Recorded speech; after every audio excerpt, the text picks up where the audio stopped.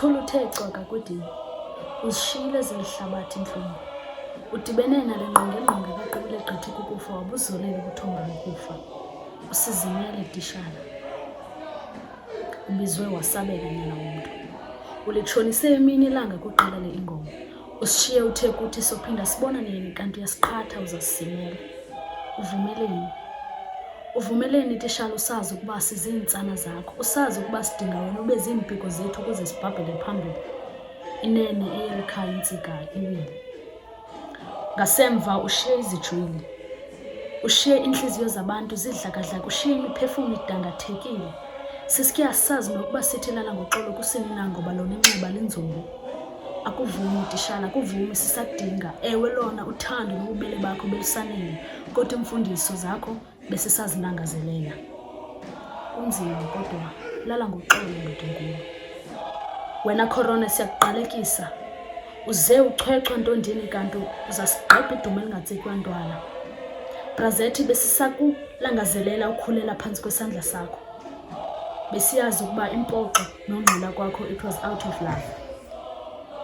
Besoloko sithi xa sixabana masizilungiseni iingxaki zethu sodwa singazihlekisi ngezinye iintlanga.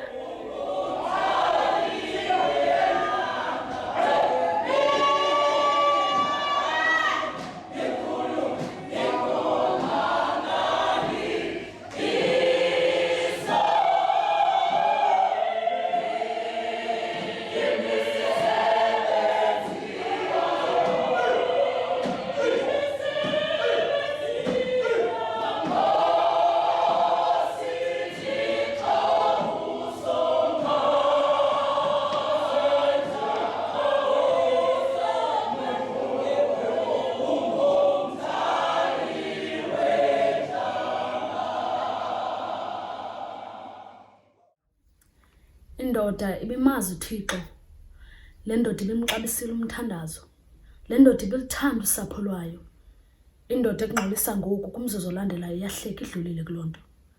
Uzimelene elaqenge lentombi yakho entle encinci. Engathi ndiyambona esithi, hey zami. Inene, bungutata kuthi sonke.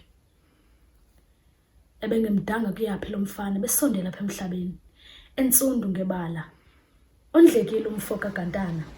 Uncumo lwakho luyohlala luhlele enhliziyweni zethu. Singathetha kutshona ilanga sibalisa ngawe.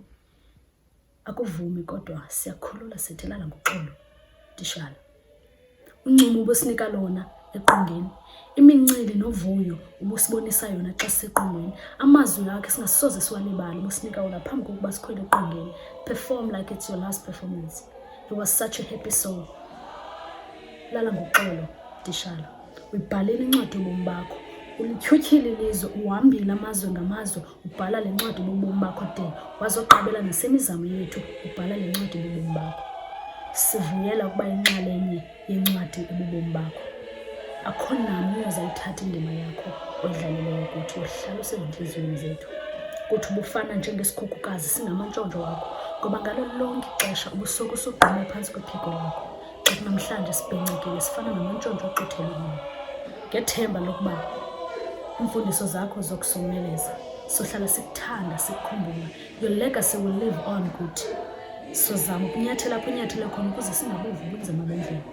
Bantake wethu, le njikitya izosifundisa ukuba sithandaneni, simanyaneni nangakumbi. Ewe lona inxiba linzulu, kodwa masilale ngelicala linenene. Lala ngoxolo tishala. Owakho umzamo uzamele, olwakho ugqatso lufezile. Sobonana kwelizayo. Rest easy, Bonsamile.